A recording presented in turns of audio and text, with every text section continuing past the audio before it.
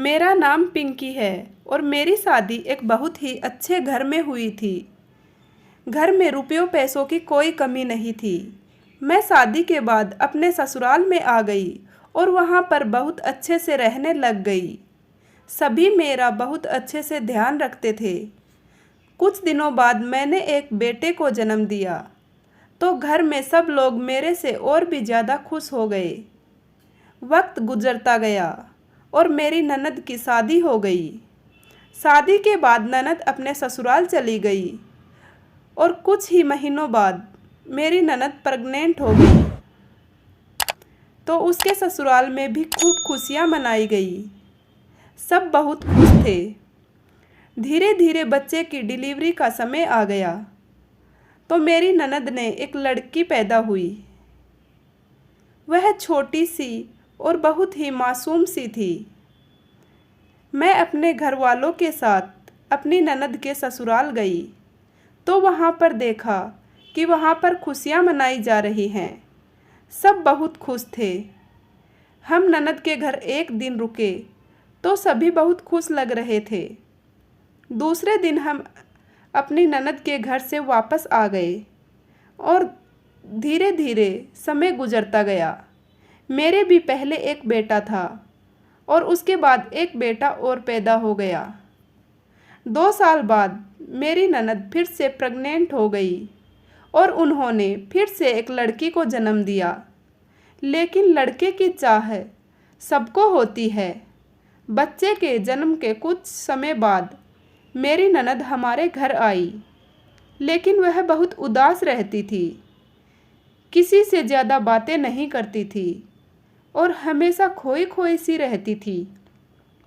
मेरी सास और मैंने मेरी ननद से इसकी वजह पूछी तो उन्होंने कुछ नहीं बताया।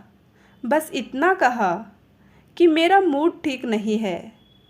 लेकिन मेरा और मेरी ननद का बहनों के जैसा रिश्ता था। हम अपनी बातें एक दूसरे से शेयर करती थी।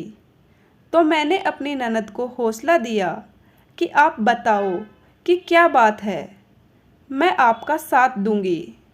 मुझे जानना है कि हमेशा हंसमुख रहने वाली लड़की इतनी उदास क्यों रहती है। मेरी ननद ने पहले तो बात को टालने की कोशिश की, लेकिन मेरे जिद करने पर वह मान गई और मेरे गले लगकर रोने लग गई। कहने लगी कि भाभी, भगवान ने मुझे 2 बेटियां तो दे दी, लेकिन बेटा नहीं दिया। मुझे अपनी बेटियों से तो प्यार है, लेकिन मेरे घर में मेरी इज्जत कम हो गई है। मेरे घर वालों को बेटा चाहिए था, इसलिए वह मेरे से नाराज़ रहते हैं और मुझे ताना देते हैं कि बेटा पैदा नहीं कर सकी। अब बेटा पैदा करना मेरे हाथ में तो है नहीं, वह तो सब भगवान की देन है। लेकिन मेरे पति और मेरी सास इस बात को नहीं समझते हैं और मुझे बात बात पर जलील करते हैं। परिवार समाज के लोग भी मुझे ताना देते हैं। अब आप ही बताओ भाभी, मैं कहाँ जाऊँ? मैं इन लोगों के तानों से तंग आ गई हूँ। मेरा कहीं भी मन नहीं लगता। मुझे अपनी बेटियों को देखकर रोना आता है कि इनमें इन मासूमों की क्या गलती है जो कि मेरे ससुराल वाले इन्हें प्यार नहीं करते। मैंने अपनी ननद को चुप कराया और बोला कि आप हिम्मत रखो, जहाँ भगवान ने बेटियाँ दी हैं वहाँ भगवान बेटा भी देगा। तो मेरी ननद ने कहा कि भाभी, क्या आप मेरा साथ देंगे? अगर आप मेरा साथ देंगे तो शायद मेरी ज़िंदगी में खुशियाँ आ जाए। मैंने अपनी ननद से बोला कि बताइए आपको मेरे से क्या चाहिए? तो उन्होंने बोला कि भाभी, आप 2 बार प्रेग्नेंट हुई और दोनों बार ही बेटों को जन्म दिया, तो अब की बार आप ऐसा करो कि आप और मैं एक साथ प्रेग्नेंट हो जाते हैं। तो अब की बार आपके बेटा होगा तो मैं अपनी बेटी के साथ आपके बेटे को बदल लूँगी। मुझे ननद की बात कुछ अजीब लगी, लेकिन उसे दुख में देखकर सोचा कि मुझे भी तो एक बेटी ही चाहिए थी, तो इससे अच्छा क्या हो सकता है। मैंने अपनी ननद को हाँ कर दी और मेरी ननद ने मुझे बोला कि यह राज हम दोनों के बीच ही रहना चाहिए, लेकिन यह कैसे संभव हो सकता है। और कुछ टाइम बाद ऐसा हुआ कि हम दोनों एक साथ प्रेग्नेंट हो गई। अब हम एक दूसरे से यही पूछती कि यह कैसे होगा कि हम अपने बच्चे बदल सकें। धीरे धीरे डिलीवरी का टाइम नज़दीक आ गया। हम दोनों ने मिलकर प्लान बनाया कि हम अपनी डिलीवरी एक ही हॉस्पिटल से करवाते हैं। तो मेरी ननद डिलीवरी के कुछ दिन पहले अपने मायके आ गई और फिर हमने एक डॉक्टर से बात कर ली। तो डॉक्टर ने पहले तो साफ मना कर दिया, लेकिन जब हमने अपनी परेशानी बताई तो वह डॉक्टर मान गई और इस बात के लिए राज़ी हो गई। धीरे धीरे हमारी डिलीवरी का टाइम आ गया। हम दोनों एक ही दिन डिलीवरी कराने हॉस्पिटल चली गई। वहाँ गए तो पहले मेरी डिलीवरी करवाई गई। जैसे ही मैंने अपने बच्चे को अपने पास लिया और बच्चे को देखा तो देखते ही मैं तो एकदम सन्न रह गई, क्योंकि यह बच्चा वह नहीं था जो हमें चाहिए था। मतलब यह लड़का नहीं था और मैंने अब की बार एक लड़की को जन्म दिया था।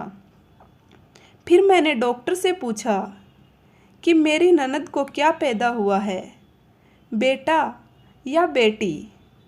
तो डॉक्टर ने बोला कि अभी बस आप प्रार्थना करो, अभी थोड़ा समय और लगेगा। अब मैं पूरी तरह से डरी हुई थी और बस भगवान से प्रार्थना कर रही थी कि अब मैं क्या जवाब दूंगी अपनी ननद को। लेकिन 1 घंटे बाद डॉक्टर ने आकर मुझे बधाई दी कि आपकी ननद को बेटा हुआ है। इतना सुनते ही मैं बहुत खुश हो गई। मन कर रहा था कि अभी खुशियाँ मनाऊं, लेकिन डिलीवरी के कारण मैं ज़्यादा इधर उधर नहीं हो सकती थी। मैंने अपनी ननद से बात की तो वह बहुत खुश थी और वैसे तो मैं भी बहुत खुश थी कि भगवान ने मुझे अपनी खुद की बेटी दे दी और ननद को खुद का बेटा भी दे दिया। हमें भगवान ने अपने अपने बच्चे अपनी अपनी कोख से दे दिए और हमने भगवान से माफ़ी मांगी कि भगवान, हम बहुत गलत करने जा रहे थे, हम अपने बच्चे बदलने जा रहे थे। हम इंसान बहुत जल्दबाज होते हैं और इसी जल्दबाजी में बहुत बार गलत फैसले कर लेते हैं।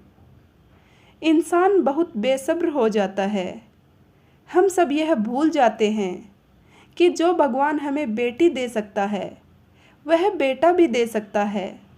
शायद यह दबाव हमारे समाज का भी है। अगर समाज को पता चल जाए कि औरत प्रेग्नेंट है तो वह सोचने लगते हैं कि बेटा ही होना चाहिए। हम भूल जाते हैं कि ऐसी बातें ऊपर वाले को बिल्कुल भी पसंद नहीं है। उम्मीद करती हूँ कि ये कहानी आपको पसंद आई होगी। कहानी के बारे में आपकी क्या राय है कमेंट करके ज़रूर बताना। अगर कहानी पसंद आई हो तो वीडियो को लाइक करें और चैनल को सब्सक्राइब करें। पूरा वीडियो देखने के लिए आपका बहुत बहुत धन्यवाद।